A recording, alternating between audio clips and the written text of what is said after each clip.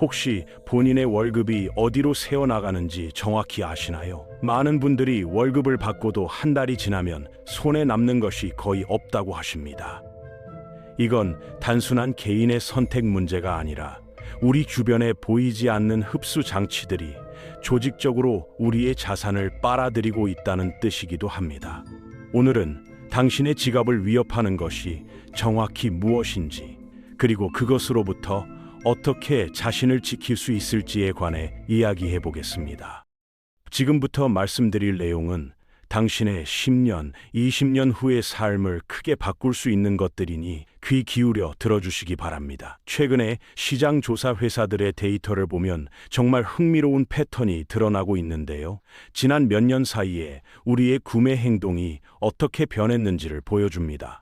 배달 서비스를 통한 음식 주문, 다양한 영상 콘텐츠 구독료, 게임 패스, 음악 스트리밍 등 작은 금액들이 월급에서 자동으로 빠져나가는 구조가 만들어졌다는 것입니다. 문제는 여기서 끝나지 않습니다. 구독 서비스들의 경우 개별 가격은 그렇게 크지 않습니다. 동영상 플랫폼 한두 개, 음악 스트리밍 하나, 게임 패스 하나, 그리고 여타 다양한 맞춤 서비스들을 생각해 봅시다. 이런 것들이 대략 5개에서 6개 정도 되면 월 10만 원을 훨씬 넘게 빠져나갑니다. 거기에 배달 음식에 매달 드는 비용은 평균적으로 20만 원에서 30만 원입니다. 택시 같은 교통비도 있고요. 이렇게 세부 항목들을 모두 더해보면 정말 놀라운 수치가 나옵니다. 월 수입 200만 원인 사람이라면 이런 식으로 계산해 봅시다. 스트레스 때문에 한 주에 한두 번 나가서 먹는 좋은 음식 비용이 15만 원에서 20만 원, 감정적 쇼핑이 한 달에 10만 원에서 15만 원, 구독 서비스가 5만 원에서 6만 원, 음식 배달이 20만 원에서 30만 원, 편의를 위해 쓰는 교통비가 8만 원에서 12만 원. 이것들을 모두 합치면 월 60만 원에서 80만 원이 넘게 빠져나갑니다. 이것은 수입의 거의 3분의 1에 가깝습니다. 혹시 자신도 비슷한 패턴에 빠져 있는 건 아닐까요? 지금 바로 본인의 신용카드 명세서나 은행 앱을 열어서 지난달 지출 내역을 살펴보시기 바랍니다. 스트레스로 인한 보상성 지출과 편의를 위한 추가 비용이 얼마나 되는지 확인해 보세요. 이 숫자가 당신을 충격에 빠뜨릴 겁니다. 왜냐하면 이것이 당신의 미래를 결정하는 가장 중요한 수치이기 때문입니다. 우리는 많은 것을 잃고 있습니다. 부모 세대는 월급의 일부를 떼어서 주식 같은 자산에 투자했습니다. 부동산에 집중했던 시대도 있었습니다. 그들은 자신의 돈을 무언가를 만드는 데 사용했습니다. 반면 우리는 어떻게 하고 있나요? 인스타그램에 올릴 멋진 여행 사진을 찍기 위해 돈을 씁니다. 주말에 프리미엄 식당에서의 경험을 사기 위해 지출합니다. 친구들이 모두 가는 곳을 다녀야만 뒤처지지 않을 것 같은 불안감 때문에 비슷한 패턴을 반복합니다. 이 현상을 우리가 알고 있는 심리학 용어로 설명하자면 그것은 일종의 사회적 불안입니다. 알고리즘은 매 순간 당신의 친구들이 얼마나 화려한 삶을 살고 있는지를 보여줍니다. 당신만 뒤처지고 있는 것처럼 느껴지죠. 그것이 진실이 아니라는 것을 우리는 알지만 무의식적으로는 그렇게 반응합니다. 결과적으로 여행과 외식, 소소한 쇼핑 같은 것들에 대한 지출이 10년 전보다 훨씬 증가했습니다. 여기서 중요한 구분이 필요합니다. 모든 소비가 나쁜 것은 아니라는 점입니다. 우리는 경험도 중요하다고 말합니다. 젊을 때 다양한 경험을 하는 것이 인생의 자산이 된다고 합니다. 이 말이 맞을까요? 냉정하게 살펴봅시다. 당신이 하는 경험 중에서 진정으로 당신을 성장시키고 미래의 역량을 키우는 것은 무엇인가요? 아니면 단순히 카메라에 담고 사라지는 것들이 대부분인가요? 정말 의미 있는 경험 투자라는 것은 다릅니다. 그것은 책을 읽고 새로운 지식을 얻는 것입니다.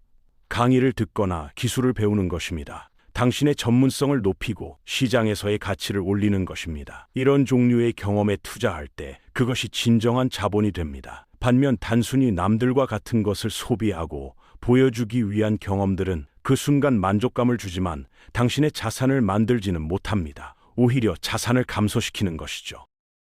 당신이 보낸 한 끼의 프리미엄 음식값 50만 원을 생각해 봅시다. 그것은 단순히 50만 원이 사라진 것이 아닙니다. 만약 그 돈을 투자했다면 10년 뒤에 150만 원, 20년 뒤에는 400만 원대의 자산이 될 수 있었습니다. 즉, 당신은 오늘의 한 끼 만족감과 미래의 거대한 기회비용을 맞바꾼 것입니다. 이 개념을 진정으로 이해할 때 비로소 지출에 대한 태도가 바뀌게 됩니다.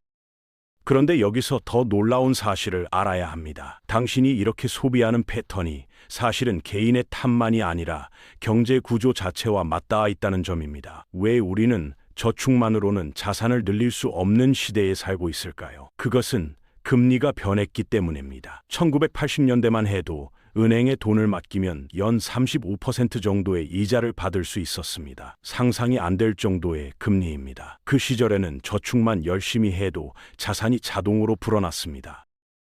그런데 지금은 어떻습니까? 현재 은행 예금 금리는 2% 정도입니다. 100만 원을 맡겨도 1년에 2만 원 정도만 받는 것입니다. 같은 금액을 저축하는데 결과가 완전히 다르다는 뜻입니다. 이런 변화가 어떻게 생겨났을까요? 중앙은행이 금리를 점점 낮춰왔기 때문입니다. 경제 위기가 발생할 때마다 중앙은행은 시장에 돈을 대량으로 공급해왔습니다. 2008년 금융위기, 2020년 팬데믹 시기가 바로 그런 경우입니다. 그런데 여기서 매우 중요한 질문이 생깁니다. 중앙은행이 풀어놓은 그 돈이 우리 일반인의 통장으로 직접 들어올까요? 절대 그렇지 않습니다. 중앙은행이 공급한 자금은 먼저 시중은행으로 흘러갑니다. 그 다음 시중은행은 어떤 기준으로 그 돈을 나누어 줄까요? 은행은 사업체이고 남의 돈을 맡아서 운영하는 기관입니다. 예금자들의 자금을 빌려주었는데 그 빌린 돈을 못 받으면 예금자에게 피해가 갑니다. 그래서 은행 입장에서는 빌려주기 전에 반드시 그 상대방이 갚을 능력이 있는지를 따져야 합니다. 신용도를 확인하고 담보가 충분한지 살피고 소득이 안정적인지 검토하는 과정이 이루어집니다. 이것은 어찌 보면 당연한 위험관리 절차입니다. 그런데 이 구조가 반복되면서 어떤 현상이 나타날까요? 이미 자산을 소유하고 있는 사람은 담보가 있으니까 낮은 금리로 더 많은 돈을 빌릴 수 있습니다. 신용도도 높으니까 대출 조건이 훨씬 유리한 것입니다. 반면 아직 자산을 형성하지 못한 사람들은 담보도 없고 신용 기록도 짧으니까 대출 문턱이 매우 높아집니다. 은행의 관점에서 보면 위험한 대출을 피하는 것이 합리적인 판단이지만 이런 구조가 계속되면 자산을 가진 쪽과 그렇지 않은 쪽의 격차가 점점 벌어지게 되는 것입니다. 이것이 바로 당신이 저축만으로는 자산을 늘릴 수 없는 이유의 일부입니다. 경제 위기 상황을 한번 생각해 봅시다. 주가가 많이 떨어지고 부동산 가격도 하락하는 시기 말입니다. 어떤 관점에서는 이것이 자산을 싸게 사들일 수 있는 기회일 수도 있습니다. 하지만 정말 중요한 질문을 해봐야 합니다. 이 위기의 시점에 저렴한 자산을 구매할 수 있는 사람이 누구일까요? 담보가 있고 신용도가 좋아서 위기 상황에서도 은행으로부터 대출을 받을 수 있는 사람들입니다. 반대로 그렇지 않은 사람들은 좋은 기회가 와도 잡기가 어렵습니다. 위기 때는 은행이 더욱 보수적으로 변하니까 말입니다. 이런 사이클이 여러 번 반복되다 보니 자산 격차가 점점 더 커지는 현상이 나타나게 된 것입니다. 누군가의 탓이라기보다는 시스템이 그렇게 작동한다는 쪽이 정확합니다. 미국의 데이터를 보면 흥미로운 통계가 있습니다. 상위 1%의 개인들이 보유한 자산의 규모가 미국 중산층 전체가 보유한 자산을 이미 초과했다는 것입니다. 우리나라도 비슷한 추세를 보이고 있습니다. 지난 10년 동안 상위 계층의 자산 비중이 점점 높아지고 있다는 것입니다. 이런 현상은 한두 나라만의 문제가 아니라 전 세계적인 추세입니다. 각국 정부는 이 문제를 어떻게 대응했을까요? 주로 재정 지출을 늘리는 방식을 많이 사용했습니다. 세금을 감면해 주거나 보조금을 지급하거나 공공사업에 투자하는 방식 말입니다. 이런 정책이 경기를 부양하는 데 도움이 되는 것은 사실입니다. 그렇지만 한 가지 생각해 볼 점이 있습니다. 정부가 재정 지출을 늘리려면 자금이 필요합니다. 이를 세금으로 충당하면 현재 우리 세대가 그 부담을 지게 됩니다. 반면 국채를 발행해서 충당하면 미래 세대가 그 빚을 갚아야 할 책임을 지게 되는 것입니다. 30년짜리 국채를 발행한다는 것은 30년 뒤에 그 금액을 상환해야 한다는 의미이죠. 이런 방식이 계속되면 젊은 세대에게 얼마나 부담이 될 것인가에 대한 우려가 나오는 이유입니다. 여기서 매우 중요한 통계의 개념을 알아야 합니다. 바로 평균과 중위값의 차이입니다. 우리나라 평균 자산이 얼마라는 뉴스를 많이 접하지만 실제로는 중위값을 봐야 현실을 정확히 파악할 수 있습니다. 평균이 함정이 많은 이유를 설명해 볼게요. 10명이 있는데 9명은 1억씩 갖고 있고 1명이 95억을 갖고 있다고 해봅시다. 전체 자산을 10으로 나누면 얼마일까요? 104억을 10으로 나누면 10억 4천만 원입니다. 그런데 실제로 10억을 넘게 가진 사람은 단 1명뿐입니다. 나머지 9명은 평균에 한참 못 미칩니다. 이것이 바로 평균의 함정입니다. 극단적으로 많이 가진 사람들이 평균을 확 끌어올려 버리는 것입니다. 우리나라의 경우 평균 자산은 약 480만 원대지만 중위값은 약 1억 9천만 원대입니다. 이를 알고 나면 상대적 박탈감이 상당히 줄어듭니다. 10억이 평균이라고 생각하면 정말 막막하지만 실제 중위값인 1억 9천만 원이 현실적 기준이라면 이 정도면 목표를 설정할 수 있겠다는 생각이 듭니다. SNS도 비슷한 착시를 만듭니다. 피드를 보면 다들 해외여행 다니고 명품 사고 맛집 가고 그러잖아요. 이걸 보면 나만 못 사는 것 같은 느낌이 드는데 사실은 자기 인생에서 가장 좋을 때, 가장 돈을 많이 쓸 때 사진을 올리는 것입니다. 평범한 일상이나 힘든 순간은 안 올려요. 야근하고 피곤해서 라면 먹는 사진은 인스타그램에 안 올리잖아요. 그러니까 SNS에서 보이는 것은 모든 사람의 하이라이트만 모아놓은 것입니다. 그걸 보고 자기와 비교하면 당연히 초라해 보일 수밖에 없습니다. 우리나라 자산 구조에서 가장 특이한 점을 살펴봅시다. 바로 부동산 비중입니다. 우리나라 가구 순자산에서 부동산이 차지하는 비중이 약 73% 정도입니다. 미국이나 일본은 32에서 38% 수준, 유럽 주요국은 대체로 42에서 48% 안팎입니다. 한국이 훨씬 부동산 쏠림이 심한 편입니다. 우리나라가 유독 부동산에 집중된 자산 구조를 가진 이유가 뭘까요? 여러 가지 이유가 있습니다. 우선 역사적으로 부동산이 안정적인 수익을 줬기 때문입니다. 우리나라가 빠르게 경제 성장하면서 부동산 가격도 함께 올랐습니다. 그러니까 부동산에 투자한 사람들이 돈을 벌었고 그 경험이 쌓이면서 부동산 신화 같은 게 생긴 것입니다. 또 전세 제도라는 독특한 시스템도 있고요. 주거 안정성에 대한 욕구도 강한 편입니다. 이런 여러 요인들이 복합적으로 작용해서 부동산 비중이 높아진 것입니다.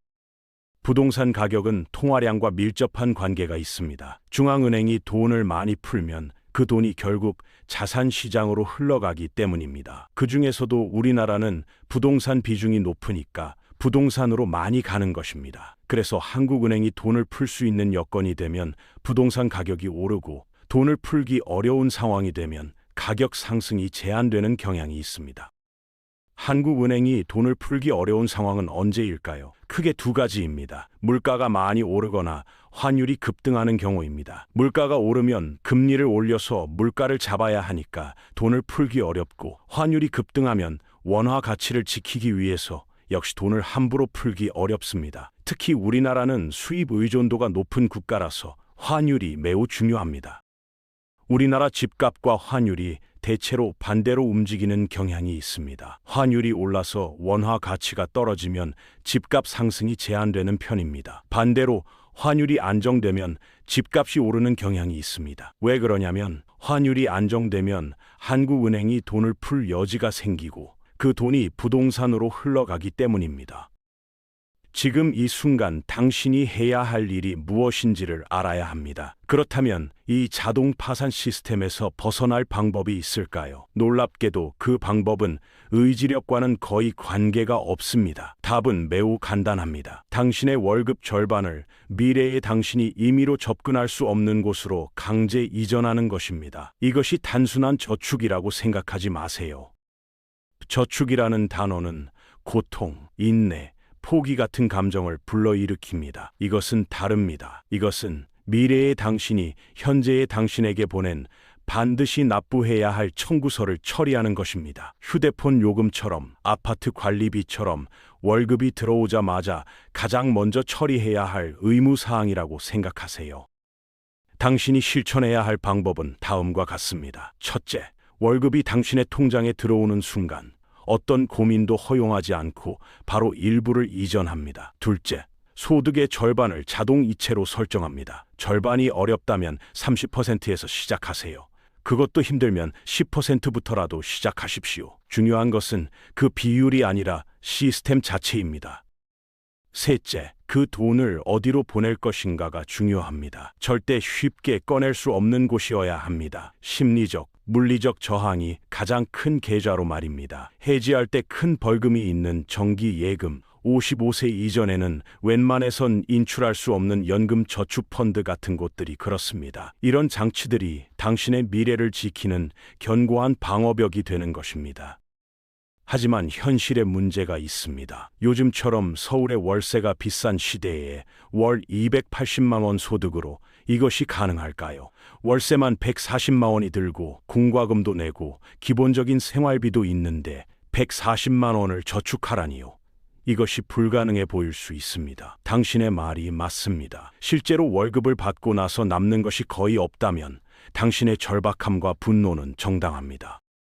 하지만 당신이 반드시 알아야 할 중요한 사실이 하나 있습니다. 돈이 없어서 못 모으는 게 아니라 쓰고 남은 돈으로 모으려니까 평생 못 모으는 것입니다. 이 순서가 바뀌어야 합니다. 절반이 정말 힘들다면 3분의 1부터 시도하세요. 그것도 어렵다면 5분의 1부터 시작하세요. 중요한 것은 월급이 들어오는 순간 먼저 빼놓는 이 선납 시스템 그 자체입니다. 당신의 의지력을 시험하는 게 아닙니다. 유혹이 당신의 뇌에 닿기도 전에 돈을 먼저 빼돌려서 애초에 쓸 수 없도록 만드는 것입니다. 여기서 매우 중요한 심리학적 원리가 작동합니다. 당신의 절제력은 근육입니다. 사용할수록 강해집니다. 매달 기계적으로 돈을 이체하는 그 작은 행동이 당신 안에 어떤 변화를 만들어냅니다. 충동적인 욕망을 이겨내는 힘이 자라납니다. 당장의 만족보다 먼 미래를 상상하는 능력이 생깁니다. 이것이 바로 당신을 성장시키는 가장 강력한 자기 개발 도구가 됩니다. 한번 상상해 보세요. 돈이라는 것을 나비라고 생각해 봅시다. 대부분의 사람들은 평생 이 나비를 잡기 위해 허덕입니다. 목표를 향해 달려가지만 절대 손에 잡히지 않습니다. 하지만 정말 부를 이루는 사람들은 다릅니다. 그들은 나비를 쫓지 않습니다. 대신 자신의 내면에 향기로운 꽃이 가득하고 울창한 나무들이 우거진 아름다운 정원을 만듭니다. 그러면 어떻게 될까요? 나비는 저절로 그 정원으로 날아옵니다. 당신의 정원은 무엇입니까? 그것은 절제력입니다.